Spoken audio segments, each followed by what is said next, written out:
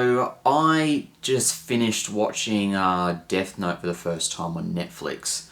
I never watched this show before. I saw it was on Netflix Australia and it was going to be taken off in about 2 weeks, so I thought to myself, now is no better time for me to start watching the show, because I've heard a lot of good things about it. I've heard like it's one of the most highly rated anime series of all time.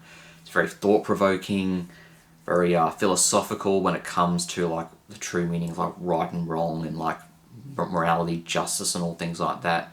And I know a lot of people like it, so I just finished it this morning after watching it for about 2 weeks, over the span of 2 weeks. So I do have a bit to say about it, so here's my review, and I hope you like what I have to say. So here I go. So Death Note follows the story of a young man called Light, Akami I think, but people just call him Light.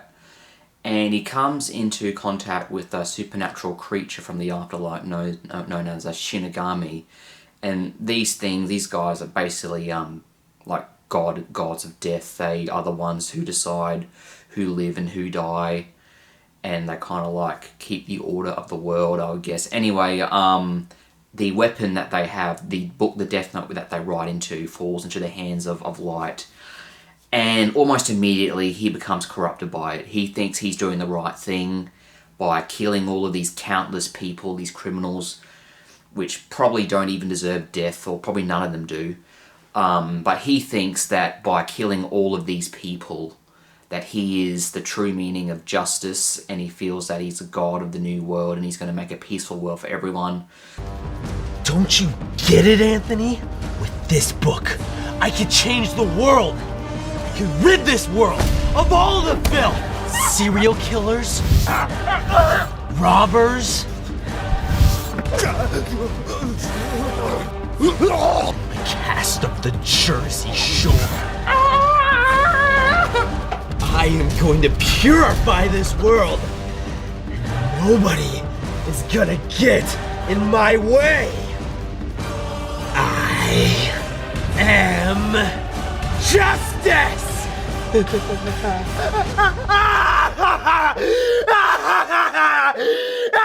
Quiet down out here. I can't hear Wheel of Fortune over your stupid laugh.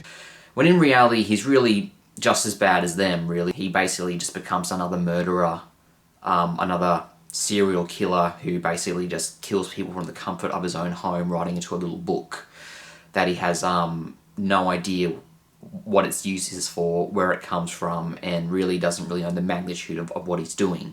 I will say one thing though, I did find the show at times to be really hard to follow. I mean, it's a very fast-moving show. It really doesn't give you much time to think about what's happened, and you know, just how the story progresses, and things just get hairy and hairy until the end. But I mean, so if you're like binging this without like taking a break between episodes, I think you're probably gonna have a hard time understand what's going on, and just like the tale of like basically all the moral standoffs that happen in this show. But I feel like that I took it pretty well. I did get the underlying theme of the story of how like power corrupts, vengeance is not justice, and like the perversion of what true justice is, which is basically the message that this story is trying to tell. Anyway, things start to escalate when this young man known as L is trying to track down Kira, which is the name that they call this murderer. And it just basically takes all these sudden twists and turns of like what side they're on. It really is insightful of just like how evil really spreads, how usually evil spreads when somebody considers someone as evil, and they become evil towards them, which actually makes them the evil one. So it's kind of like this massive space of just people like judging each other as evil, and they like kind of go into like their crosshairs, trying to track down the evildoer, causing them to kill someone in the process. And it's just this massive virus that just spreads out of control very fast. Anyway, Light is definitely a perversion of what true justice is. Justice isn't about causing someone else to suffer. It's basically just, you know, making them know what they've done is wrong and just equalizing things out for everyone, which is exactly what Light isn't doing. He's basically become a vengeful maniac and possibly even a psychopath towards the end, because he's just gone power mad of this book and seeing all the destruction it causes around him. And basically, the investigation case are basically just wanting to put a stop to all this. Kira this, Kira that. Who's Kira? Is he Kira? Is she Kira? Is God Kira? Is the little dog Kira? Basically, is what this show goes through. It's just, it is really riveting stuff, that's for sure, and it is very entertaining. I mean, it gets dark, but it still doesn't get too dark. There's still a sense of comedy throughout, and it's kind of funny how like people turn against on each other, and it's basically like the ultimate murder mystery show where the murderer hasn't even picked up a knife. He's just, you know, writing names in a book in his bedroom. And it is entertaining to watch, and it is entertaining to see how this book affects Light in this dark way, and he can't seem to see that he is the real evildoer in this story.